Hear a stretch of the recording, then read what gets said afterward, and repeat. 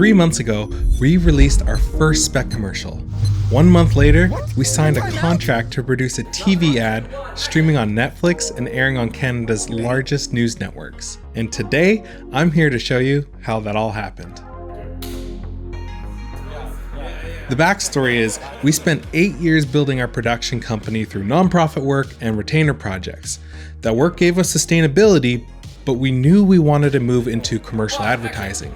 So we made a decision. Instead of waiting for a brand to trust us with a commercial, we decided to prove we could do it. So we made a spec ad. If you watched our last video, you know that project was a turning point for us. We decided to stop playing it safe and to start building the kind of work we actually wanted to be known for. Now, what we didn't expect was how fast things would change. Within weeks of releasing that spec ad, we had a meeting with a new client. During that conversation, they explained the project that they had in mind. They wanted to produce a TV commercial with us. The ad would be streaming on Netflix and airing on major Canadian networks like Global News and CTV. Here is the reality that hit us right away. Clients don't hire potential, they hire proof. You can talk about what you could do all day long. You can explain your vision, your creativity, your ideas, and this was a strategy we used to use on every one of our proposals and pitches. But when it comes time to invest real money into a campaign, clients want to see evidence that you've already done the work. They don't want to be the first. They don't want to take the gamble. Our spec ad gave them that evidence. It showed them the type of storytelling we wanted to create and the quality we were aiming for. Without that project, the conversation probably never would have happened. And that's why spec ads are so powerful. They let you build the portfolio you wish your clients would hire you for. Later in this video, I'll share the biggest lesson this whole experience taught us. It completely changed how we think about marketing a production company, and honestly, it changed how we view our business entirely. By the way, real quick, if you are enjoying business and cinematography content like this, subscribe, like this video, and leave a comment with any questions you have. We respond to every single one. Okay, now back to it. Of course, getting the project was only the beginning. We had 3 weeks to pull everything together. From scripting, location scouting, gear rentals, lighting schematics, casting, and all the legal documentation. Now, normally a timeline like that would feel tight but manageable, but the real challenge was that we were already producing another commercial, and we have a video coming soon for that project too, and it's probably my favorite video we've made so far, so subscribe because that one is really cool. But on top of that, we're also filming a large online course as well. So everything at the same time was just a little high pressure. Our schedule was already packed, but when an opportunity like that is presented to you, you say yes. So we moved forward and trusted that, Lord willing, we will make something novel out of it. One of the biggest surprises from this project was just how difficult short ads can be. 15 seconds sounds simple, but in reality, it's incredibly challenging. If those 15 seconds feel slow or boring, you've already lost your viewer. You don't want people itching to skip your ad. You want to give them something worth watching. Humor works well, emotion works well, or something they've never seen before could work well. But what rarely works is a simple brochure-style sales pitch that they've seen a million times before. When you only have a few seconds to capture attention, every moment matters. Another thing that stood out immediately was the pace of commercial production. You might spend 30 minutes to an hour and a half setting up a shot that only lasts 4 seconds. And coming from narrative and interview work, that felt so foreign at first. We were way more used to recording for a while after a long setup. So for me, something felt like it was missing or just moving too fast. But in reality, nothing was wrong. It was just the nature of a new medium. Commercial storytelling compresses everything. Every frame has to carry more weight. Every second has to work harder. Once you understand that rhythm though, the whole process makes a lot more sense. For this project, we invested heavily into pre-production. Lighting diagrams, location scouting, script revisions, shot lists, all of that work has to happen before you ever even step onto set. And it makes a huge difference. But even with careful planning, filmmaking has a way of throwing surprises at you. When we arrived on set, we realized that the rental house had accidentally provided our team with the wrong lighting fixtures and had missing parts from our Dana Dolly. Instead of the Aputure 1200Xs, like we had designed our lighting diagram around, we were given Aputure 1200Ds. And that may sound small, but it meant that the color contrast we planned to implement into our lighting just would not be possible anymore.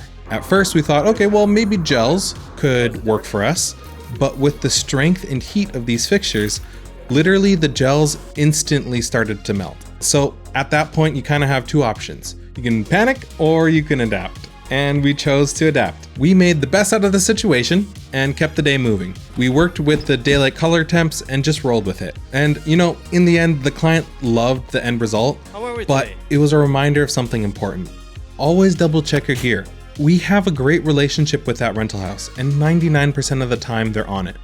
But you know, mistakes happen. And as much as you trust people, it's definitely wise to still do your safety checks. Now, something good did come out of that though. We used that drawback to learn an important skill: acceptance. Sometimes your original vision just simply isn't possible anymore, and you have to pivot, move forward, and come up with the next best solution. There isn't time on set to worry about how the plan is changing. You need to accept the circumstances and carry on with excellence. This project also pushed us further toward the visual style we're trying to develop. As we've transitioned from general videography into commercial cinematography, our gear choices have started to change pretty significantly. We're using fewer gimbals, fewer zoom lenses, and fewer softboxes. Those tools are incredibly useful, but lately we've been drawn towards something a little more traditional and old school. Lately we've been playing around a lot more with hard light, wider primes, and physically moving the camera through the scene. We're wanting to create images that feel less technically perfect and more organic. For example, in this commercial we decided to use vintage Canon FD lenses along with a pearlescent filter to soften the image. We leaned into dolly movements that engage the viewer and move with the characters. And then on top of that, we used wider compositions to bring more life and context into the frame. In a world that feels so overly polished, we're interested in bringing back a little bit of imperfection, images that feel authentic again. And I'll just plug it again. The next video we have coming out, I think does that really well. Now, story certainly matters, but the environment that that story happens in shapes how people experience it. A well-designed frame adds layers of information that viewers might not consciously notice, but they absolutely can feel. That's why we started shooting wider more often. Recently, we've been using the Laowa 12mm on our Super 35 Blackmagic, and it has quickly become one of our favorites. It allows the audience to take in more of the environment and engage with the entire frame. For this spot, the client launched a new business model: one clear price for every vehicle. No negotiating, no pressure, a fair deal right from the start. Now, we wanted the ad to show just how unusual that feels. So we leaned into a visual metaphor. Buying a car often feels like a fight. Our characters arrive at the dealership in full boxing gear, gloves, robes, headgear, and mentally just ready to battle for a fair price. But as the story unfolds, they discover there's nothing to fight about. We chose to use humor to help sell that idea. When your set design and props are strong, a wider lens really lets that work shine. For this project, we had 2 grips. Having them on set changed everything. As your company grows, being able to assign specific responsibilities to people speeds up the entire day. But more importantly, it frees up your mind. When you're not trying to do every job yourself, you can stay focused on the creative decisions that actually matter. In a perfect world, we would have had a much larger crew. A producer, a first AC, a focus puller, a PA, and a full grip team would have been incredible. But the reality of modern production is that budgets are getting tighter and tighter, and teams have to stay nimble. So we built the best team we could with the resources we had. Jackson and Sean were experienced enough to jump between roles when needed, and that flexibility made the entire shoot possible. Now, if I could change one thing about this shoot, it would be hiring a producer or an assistant director. The hardest part of the day wasn't the lighting or the camera work. It was constantly switching between creative thinking and logistical problem solving. One moment you're thinking about composition, lighting, and the actor's performance. And then the next moment, you're coordinating schedules, managing equipment, and keeping the day on track. Lunch, and then move on to the social. Those two types of thinking use completely different parts of your brain, or it feels like at least mine. And so our team is noticing that the more a production grows, the more important it becomes to have clear roles on set. Delegation allows everyone to stay in their lane and perform at their best. And that's something we hope to build into every future production.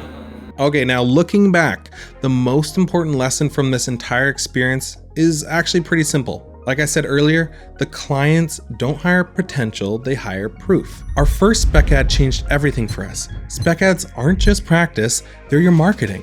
When your work is excellent, it draws people to you. Spec ads create the proof that clients need. For us, it showed potential clients what we were capable of before they even hired us. A lesson we learned and are running with is that production companies need sales when they don't have good marketing. When your work is able to speak for itself, you don't have to chase people anymore. Like we said, they begin to chase you. Use your spec work as a tool to represent your abilities and the kind of work you want to be hired for. If you want clients to take you seriously, you have to take yourself seriously first. Give yourself the opportunity to create the work you want to be known for. James Dumoulin, the guy from School of Hard Knocks, he puts it, when you're born you look like your parents, and when you die you look like your decisions. So with that in mind, decide now how you want your outcomes to look and make choices that reflect that. Sometimes one project can open doors that you didn't even know existed. So if you're a filmmaker sitting on an idea, waiting for someone to give you the opportunity to prove yourself, here's our encouragement. Don't wait. Make the project yourself. Build the work you want to be hired for, because clients don't hire potential, they hire proof. And sometimes one spec ad is all it takes to change your trajectory. All right, thank you so much for watching this whole video. That's so awesome. I'm so glad you made it here. I'm guessing you like business and cinematography content like this, so subscribe, like this video, and leave a comment with any questions you have. We respond to everyone. I really appreciate you, and I hope you have a great day.